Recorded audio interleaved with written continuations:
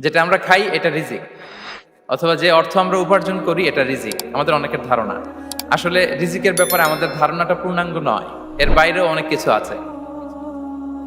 আমরা আমাদের পুরো জীবন জুড়ে যা পাই, যা খাই, যা অর্জন করি, যেটা লাভে ধন্য হই, সবটাই রিস্ক। আমরা অনেকে যে বুঝি যেটা আমরা খাই, যেটা উপার্জন করি এটা রিস্ক, এটা যে একেবারেই রিস্ক নয় সেটা নয়, তবে এটা আংশিক সত্য, এটাও রিস্ক। অর্থ, খাদ্য, জাগতিক সম্পদ এটাও রিস্ক, কিন্তু এটা রিস্কের সর্বনিম্ন স্তর। The lower level of provision, the lower level of risk হচ্ছে এই যে খাদ্য, অর্থ, জাগতিক সম্পদ। রিজিকের সর্বনিম্ন স্তর হচ্ছে এটা। আর রিজিকের সর্বোচ্চ স্তর হচ্ছে ফিটনেস। সুবহানাল্লাহ বিহামদি। আমরা অনেকে এটাকে নেগলেক্ট করি, গুরুত্ব দেই না, কিন্তু এটাই রিজিকের সর্বোচ্চ স্তর, ফিটনেস। আপনি ফিট থাকা, অর্থাৎ ফিজিক্যাল অ্যান্ড মেন্টাল ফিটনেস, শারীরিক এবং মানসিক সুস্থতা, এটা রিজিকের সবচাইতে উচ্চতম স্তর। দ্য হায়ার স্টেজ অফ রিস্ক প্রভিশন সাস্টেনেন্স, ফিটনেস, সুস্বাস্থ্য, শারীরিক এবং মানসিক সুস্থতা। কারণ আমাদের স্বাস্থ্য যদি ভালো না থাকে, ফিজিক্যালি মেন্টালি যদি আমরা ফিট না হই, পৃথিবীর সব নেয়ামত আমার পায়ের সামনে হাজির করলেও আমি কিছুই উপভোগ করতে পারবো না। এজন্য এইটা সবচাইতে বড় রিস্ক। এবং রাসূলুল্লাহ সাল্লাল্লাহু আলাইহি ওয়াসাল্লাম তিনি বলেছেন যে নি'মাতান মাগবুনুন ফীহিমা কাসীরুম মিনান নাস, আস-সিহহাতু ওয়াল ফারাগ। দুটি নিয়ামত আছে যে দুটি নিয়ামতের ব্যাপারে মানুষ খুবই গাফেল, উদাসীন, গুরুত্ব দেয় না। তার মধ্যে একটা হচ্ছে আস-সিহহা, সুস্বাস্থ্য, আর একটা হচ্ছে আল ফারাগ, অবসর। আমরা যখন খুব ব্যস্ত হয়ে পড়ি, নাভিশ্বাস, সময় নাই, খুবই রাশিং, তখন বুঝি যে অবসরের কত দাম। আবার আমরা যখন ফিজিক্যালি উইক হয়ে পড়ি, অসুস্থ হয়ে যাই, তখন বুঝি সুস্বাস্থ্যের কত দাম। তো রিজিকের সর্বনিম্ন স্তর হচ্ছে, প্রিয় ভাই এবং বোনেরা, খাদ্য, টাকা পয়সা, জাগতিক সম্পদ, এগুলা। আর রিজিকের সর্বোচ্চ স্তর হচ্ছে fitness, physical and mental fitness. আর রিজিকের সর্বোত্তম স্তর হচ্ছে পুণ্যবান জীবন সঙ্গী এবং নেককার সন্তান, ফায়াস ওয়াইফ অ্যান্ড চিলড্রেন। সুবহানাল্লাহ বিহামদি। একটু খেয়াল করে দেখেন যে আমার লাইফ পার্টনার, আমার জীবন সঙ্গিনী, সে যদি আল্লাহওয়ালা হয়, সে যদি ভালো হয়, আর আমার সন্তানটা যদি আল্লাহওয়ালা হয়, আমার ঘরটাই তো জান্নাত, ঠিক কি না? তো এটা হচ্ছে রিজিকের সর্বোত্তম স্তর। জীবন সঙ্গিনী সে যদি নেককার হয়, আল্লাহওয়ালা হয়, মুতিয়া কানিতা সে যদি হয়, আর আমার সন্তান, আমার চিলড্রেন, সেও যদি ফায়াস হয়, তাহলে আমার ঘরটাই হচ্ছে paradise, a piece of paradise in this দুনিয়া। সুবহানাল্লাহ। আমরা আম্মাজান খাদিজাতুল কুবরা আত-তাহিরা রাদিয়াল্লাহু তাআলা আনহা, ওনার কথা জানি যে বিষ্ণু ঈসা ইসলামের স্ত্রী আমাদের আম্মাজান রাসূলুল্লাহ সাল্লাল্লাহু আলাইহি ওয়াসাল্লামকে বড্ড ভালোবাসতেন, আগলে রাখতেন সব সময়, মেন্টালি সাপোর্ট দিতেন, ফিনান্সিয়ালিও সাপোর্ট দিতেন। বিষ্ণু ঈসা ইসলামকে আম্মাজান খাদিজা এতই ভালোবাসতেন, বিষ্ণু ঈসা ইসলাম বলতেন রুজিকতু হুব্বাহা, আমি খাদিজার ভালোবাসাকে রিজিক হিসেবে পেয়েছি। সুবহানাল্লাহ। রাসূল সাল্লাল্লাহু আলাইহি ওয়াসাল্লাম এই শব্দটা ইউজ করেছেন, রিজিক, রুজিকতু হুব্বাহা।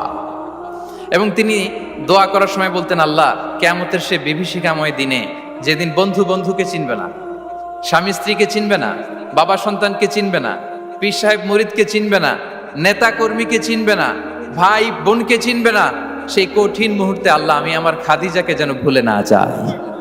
রুজিকতু হুব্বাহা, খাদিজার প্রতি ভালোবাসা আল্লাহ তাআলা আমার হৃদয়ে রিজিক হিসেবে দিয়েছে। তাহলে রিজিকের সর্বোত্তম স্তর হচ্ছে পুণ্যবান স্ত্রী, নেককার সন্তান। আর রিজিকের পরিপূর্ণ স্তর হচ্ছে মহান আল্লাহ তাআলার সন্তুষ্টি। রিজকের পরিপূর্ণ স্তর যেটা, সেটা হচ্ছে রিদাল্লাহ, আল্লাহ তাআলার সন্তুষ্টি। আমার আল্লাহ যদি আমার উপর সন্তুষ্ট হয়ে যায়, আমাদের আর কিছু লাগে? আর কিছু লাগবে?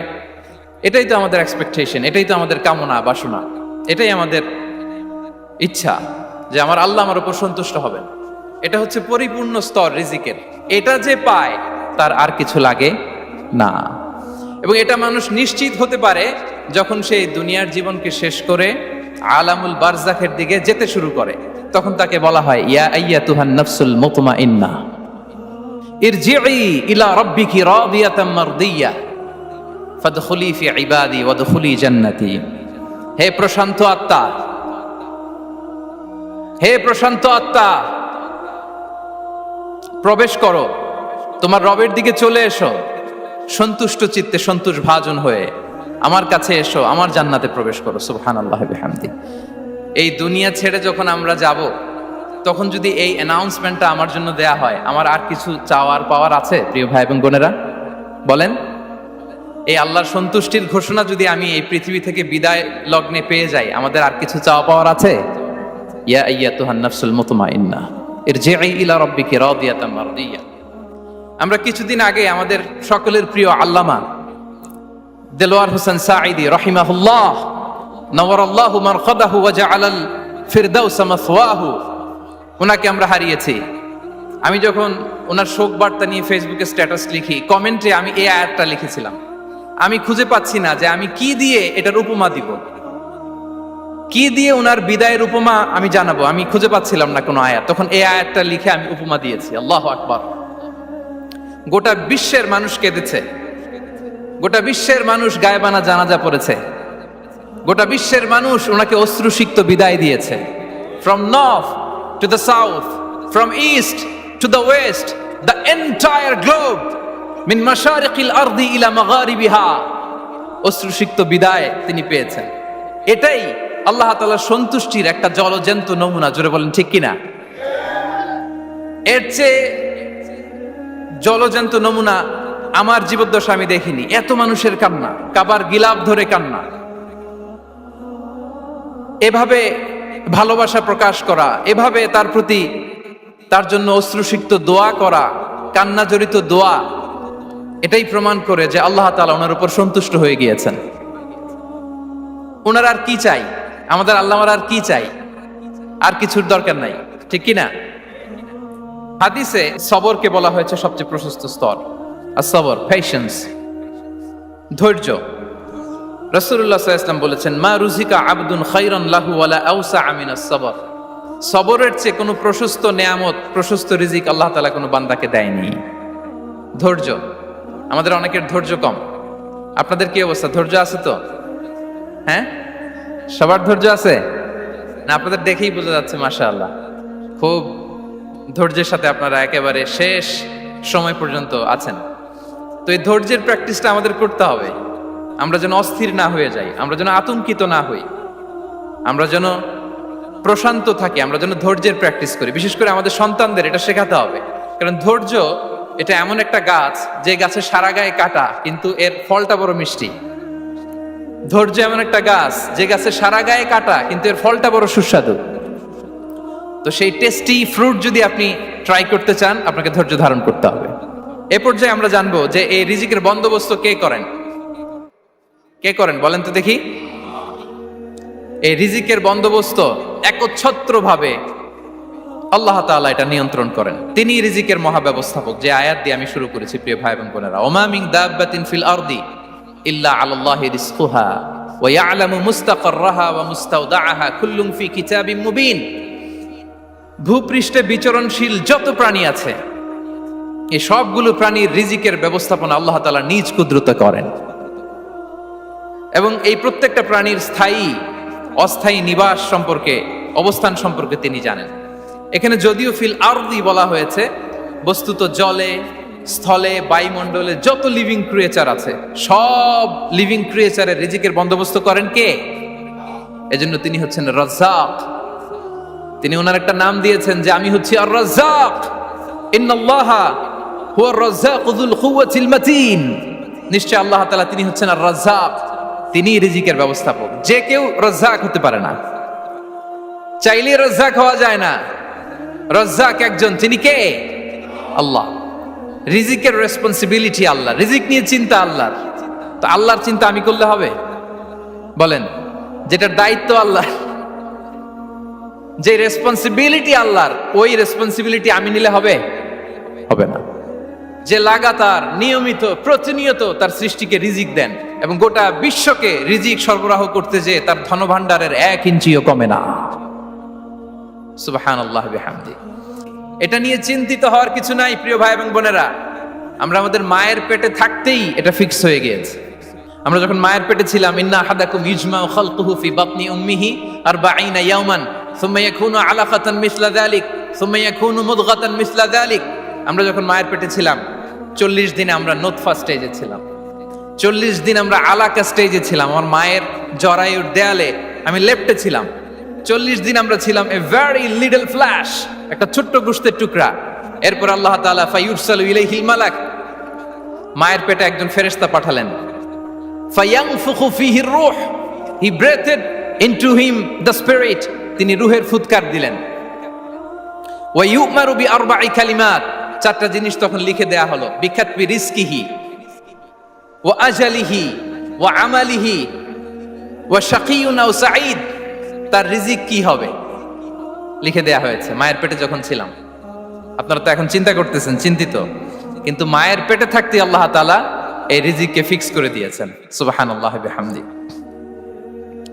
এবং যে রিজিক আমি আমার মায়ের পেটে থাকতেই আল্লাহ তাআলা লিখে দিয়েছেন, সেই রিজিক ভোগ না করে আমি কোনোদিন মরবো না। বিষ্ণু ইসলাম আমাদেরকে জানিয়েছেন, তোমার জন্য যে রিজিকের বন্দোবস্ত, যেই অ্যালটমেন্ট আছে, সেটা ভোগ না করে, উপভোগ না করে তুমি মরবে না। এবং সেটা আপনি উপভোগ করবেন, আপনার কাছেই আসবে। ধরুন আপনারা যে ফল আমেরিকাতে খান, এটা কি আমেরিকায় চাষ হয় ফল, নাকি কানাডা মেক্সিকো থেকে আসে? কোত্থেকে আসে? কোত্থেকে? এখানেই হয়, আবার বাইরে থেকেও আসে। Okay fine. লেটস সে আপনি যেই অ্যাপেলটা দিয়ে আজকে ব্রেকফাস্ট করলেন, যে অ্যাপেলটা আপনি খেলেন, এটা মেক্সিকো থেকে এসেছে। ওই অ্যাপেলটা যখন কুড়ি অবস্থায় ছিল, মুকুল অবস্থায় ছিল, তখনই ওটার মধ্যে আপনার নাম লেখা। এর মধ্যে কত পাখি এসে ওই গাছে বসেছে, কত মুকুল নষ্ট করেছে, ওইটা নষ্ট করে নাই, কারণ ওইটা আপনি খাবেন। ওইটা পুষ্ট হয়ে সুন্দর একটা ফল হয়ে ইম্পোর্টেড হয়ে এটা আমেরিকাতে আসলো, আমেরিকার বাজারে। অনেক মানুষ ওই ফলটা সুপার মার্কেটে যে ধরে চড়ে নেড়ে আবার রেখে দিয়ে চলে গেছে, নেয় নেই। ওইটা সে খাবে না, কারণ ওইটা আপনার রিজিকে লেখা। ওই ফল আপনি নিয়ে আসলেন, বাসায় অনেকে অ্যাপেল খাচ্ছে, কিন্তু ওই অ্যাপেলটা খাবে না, কারণ এটা কে খাবে? সুবহানাল্লাহ পড়তে পারলেন না মজা করে? আল্লাহু আকবার। আপনার জন্য যে রিজিক নির্ধারিত, এটা আপনিই খাবেন। এর মধ্যে আপনি মরে যেতে পারতেন, বাসা থেকে অন্য কোথাও চলে যেতে পারতেন, কিন্তু না, মরবেনও না, অন্য কোথাও যাবেনও না ওইটা খাওয়ার আগে। This is the essence of risk, this is the essence of provision, sustenance. ইন্নাল্লাহা হুয়া রাজ্জাকু যুল কুওয়াতিল মাতিন। মায়ের পেটে থাকতে নির্ধারিত। তাহলে মায়ের পেট থেকে নির্ধারিত হয়ে গেল, আমারটা আমি পেলাম, হালাল ভাবে আমি নিব। আরেকটা জিনিস মনে রাখতে হবে যে কেউ কারো রিজিকে ভাগ বসায় না, কেউ না। আমরা অনেকে মনে করি যে আমি ওকে দিলাম, ওকে খাওয়াইলাম, আমি বোধহয় খাওয়াইলাম। না, সে আপনারটা খায় নাই, সে তার রিজিকই খেয়েছে। আমাদের ঘরে আমাদের বন্ধু বান্ধব আসে, অনেক সময় আমাদের ঘরে অনেক সময় অতিথি আসে, তাদেরকে আমরা আপ্যায়ন করি, তাদেরকে খাওয়াই। আসলে সে আমারটা খায় না, সে কারটা খায়? তার নিজেরটাই খায়। বিষ্ণু ইসলাম এটা খুব সুন্দর করে বলেছেন। ওনার কাজিন, চাচাতো ভাই আব্দুল্লাহ ইবনে আব্বাসকে একদিন অনেক নাসিহা করছিলেন। করতে করতে এক পর্যায়ে তিনি বললেন, ওয়া আলাম, ইবনে আব্বাসকে বলছেন, ওয়া আলাম আন্না মা আসাবাকা লাম ইয়াকুন লিইখতিআক ওয়া মা আখতাআকা লাম ইয়াকুন লিইউসিবাক। আব্দুল্লাহ, জেনে রেখো, যেটা তুমি পাওয়ার, এটা তুমি কোনোদিন হারাবা না। যেটা তোমার হওয়ার কথা ছিল, ওটা তুমি কোনোদিন মিস করবা না। আর যেটা তুমি পাওয়ার কথা না, গোটা বিশ্বের সব শক্তিকে হাতের মুঠোয় আনলেও সেটার দেখা তুমি পাবে না, পাবে না। ওয়া আলাম আন্নামা আসাবাকা লাম ইয়াকুন লিইখতিআক ওয়া মা আখতাআকা লাম ইয়াকুন লিইউসিবাক রুফিআতিল আকলাম ওয়া জাফফাতিস সুহুফ। আব্দুল্লাহ, রিজিক নিয়ে চিন্তিত হয়ো না।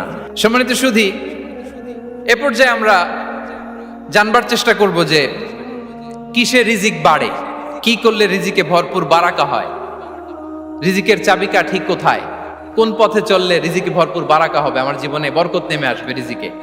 এটা জানতে মনে যাচ্ছে না আমাদের? হ্যাঁ, কষ্ট হচ্ছে আপনাদের? কষ্ট হচ্ছে? তাহলে কি করলে রিজিকে ভরপুর বারাকা হয়, কি করলে আমার জীবনে ভরপুর বারাকা নেমে আসে, এই পয়েন্টটাতে আমরা একটু আলোকপাত করি। যেসব কাজ করলে আমাদের জীবনে রিজিকে আসমানি বারাকা নেমে আসবে, আমাদের রিজিকে আসমানি বারাকা নেমে আসুক, আমরা চাই কি চাই না? সবাই আমরা চাই নিশ্চয়ই। যে কাজ করলে রিজিকে আসমানি বারাকা আসে এর এক নাম্বার হচ্ছে তাকওয়াল্লাহ, আল্লাহর ভয়।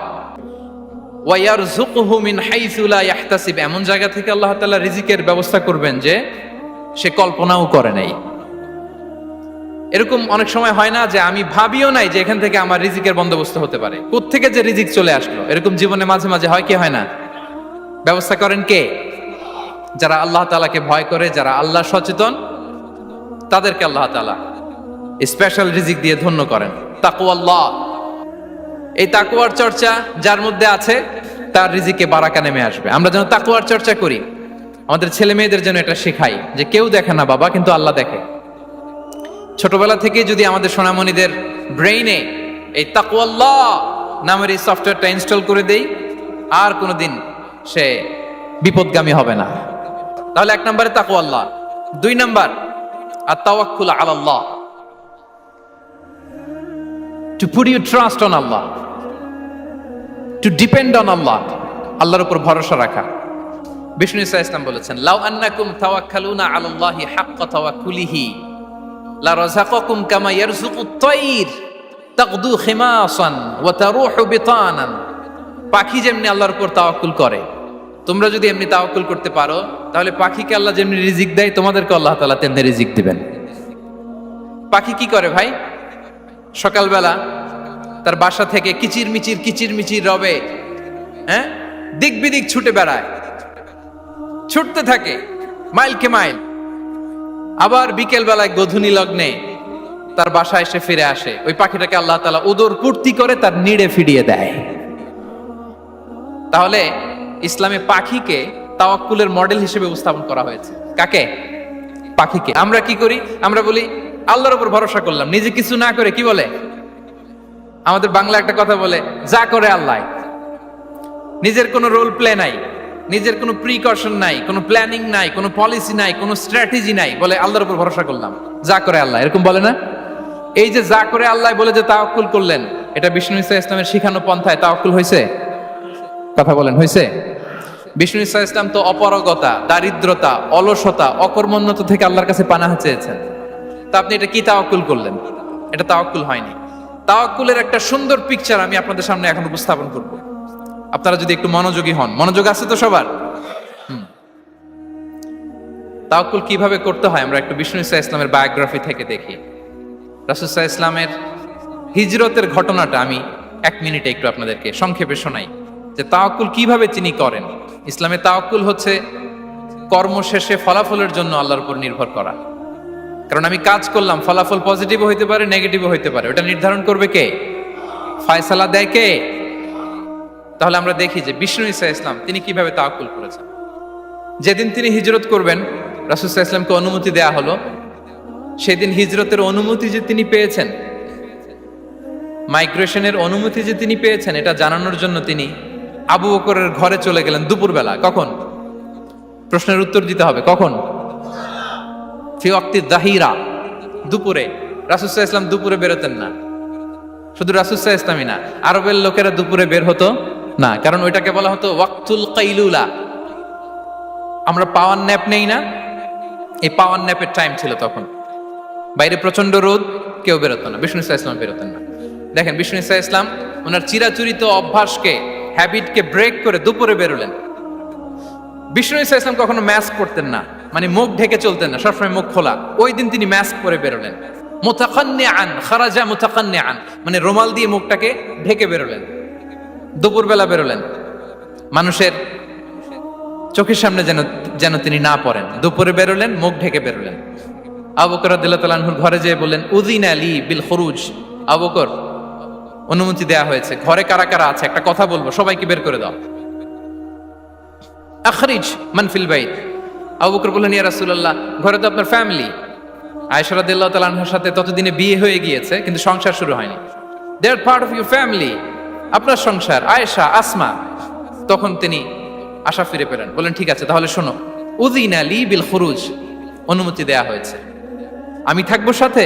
রাসূল সাল্লাল্লাহু আলাইহি ওয়াসাল্লাম বললেন, হ্যাঁ তুমি থাকবে। ওই দিন রাতে ওনারা বের হলেন। মক্কা থেকে মদিনা একদিকে, উনি বেরোলেন আরেক দিকে। ধরেন মক্কা থেকে মদিনার রাউট হচ্ছে এইদিকে, তো আমরা তো এইদিকেই বেরোবো নাকি? কথা কি বুঝতেছেন? বিষ্ণু বেরোলেন কোন দিকে? এইদিকে। সুবহানাল্লাহ বললেন না?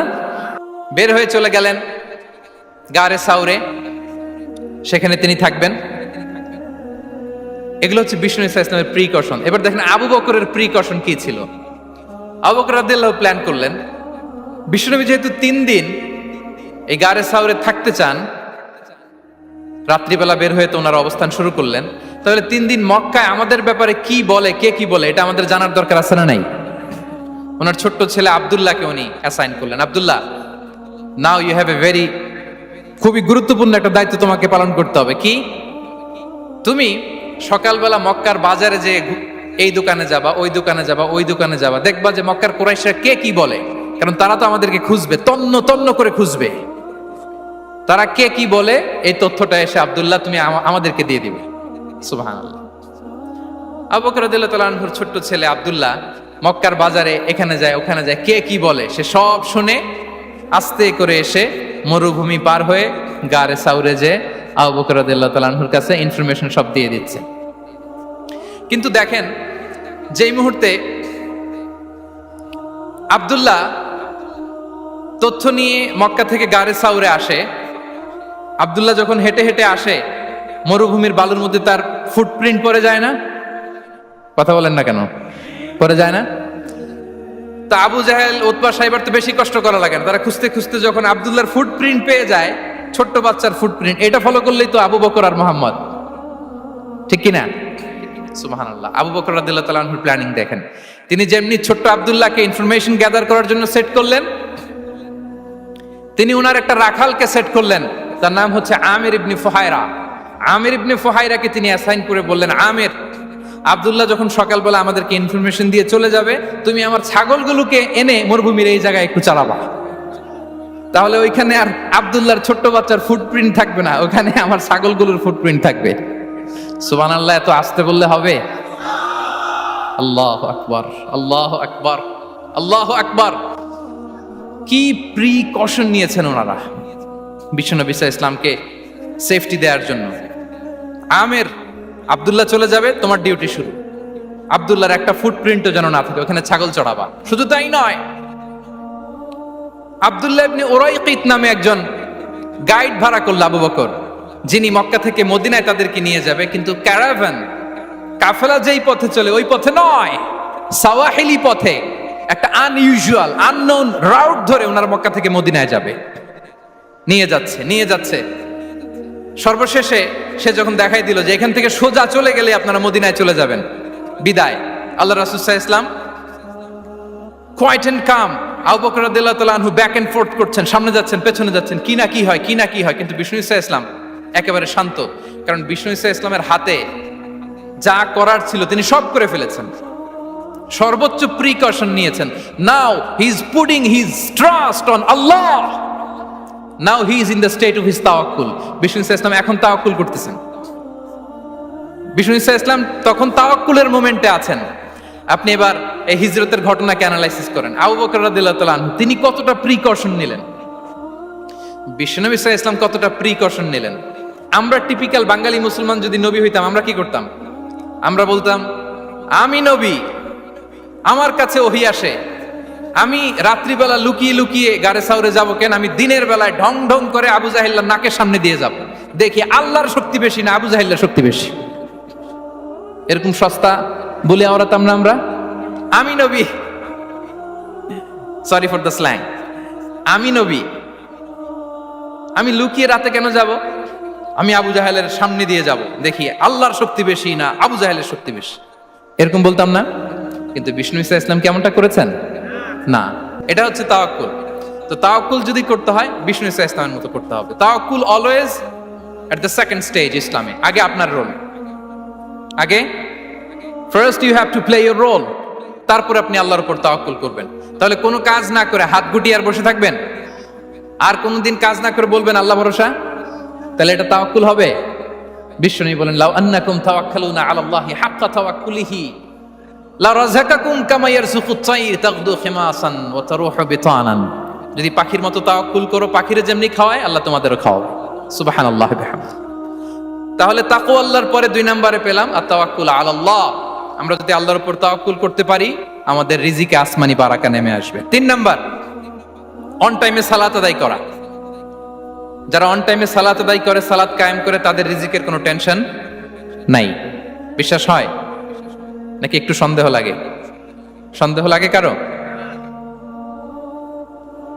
যারা অন টাইমে সালাত আদায় করে তাদের কখনো রিজিকের কোনো ঘাটতি হবে না। আল্লাহ তাআলা বলছেন, ওয়া'মুর আহলাকা বিস-সালাতি ওয়াসতাবির আলাইহা লা নাসআলুকা রিজকা নাহনু নারযুকুক ওয়াল আকিবাতু লিত-তাকওয়া। নবী হে, আপনি আপনার ফ্যামিলি মেম্বারসদেরকে সালাতের ব্যাপারে আদেশ করুন, আপনি নিজেও সালাত আদায়ে অবিচল থাকুন। আমি তো আপনার কাছে রিজিক চাই নাই, আমি আল্লাহ রিজিক দেই, আমি তো রাজ্জাক। তার মানে সালাত যে আদায় করে তার রিজিকের কোনো টেনশন আর থাকে না। 3 নম্বরে গেল সালাত। 4 নম্বরে হচ্ছে ইস্তিগফার। বেশি বেশি ইস্তিগফার পড়া। কি পড়া? বেশি বেশি কি পড়া? ইস্তিগফার পড়া। আস্তাগফিরুল্লাহ, আস্তাগফিরুল্লাহ, আস্তাগফিরুল্লাহ। হাঁটছি, চলছি, ড্রাইভিং করছি, বাস স্টেশনে অপেক্ষা করছি, ফিলিং স্টেশনে ফুয়েল নিচ্ছি, পড়বো আস্তাগফিরুল্লাহ। কি পড়বো? আস্তাগফিরুল্লাহ। যারা সব সময় আস্তাগফিরুল্লাহ পড়ে তাদের রিজিকের কোনো টেনশন হয় না, রিজিক নিয়ে তাদের আর কোনো চিন্তা থাকে না। বিষ্ণু ঈসা ইসলাম বলেছেন, মান লাযামাল ইস্তিগফার জাআলাল্লাহু লাকুম মিন কুল্লি দীকিন মাখরাজা ওয়া মিন কুল্লি হাম্মিন ফারাজা ওয়া ইয়ারযুকহু মিন হাইসু লা ইয়াহতাসিব। যে সব সময় ইস্তিগফার পড়ে তার কোনো টেনশন থাকে না, তার জীবনে দুশ্চিন্তা আসে না, আর এমন জায়গা থেকে আল্লাহ রিজিকের বন্দোবস্ত করে যেটা সে কল্পনাও করে নাই। সুবহানাল্লাহ। সাইয়্যিদুল ইস্তিগফার মুখস্থ আছে না আমাদের? এটা যেন বেশি বেশি পড়ি। ইয়াকিনের সাথে যে সাইয়্যিদুল ইস্তিগফার পড়বে, যেই দিন পড়বে ওই দিন যদি মৃত্যু হয় সে জান্নাতি। কোন রাতে মুকিনান বিহি, ইয়াকিনের সাথে যদি সাইয়্যিদুল ইস্তিগফারকে রিসাইট করে, ওই রাতে যদি সে মৃত্যুবরণ করে, বিষ্ণু বলেন সে জান্নাতি। তাহলে প্রিয় ভাই এবং বোনেরা, আমরা যেন ইস্তিগফার করি। 5 নম্বরে হচ্ছে সিলাতুর রাহিম, আত্মীয়তার বন্ধনকে মজবুত করা।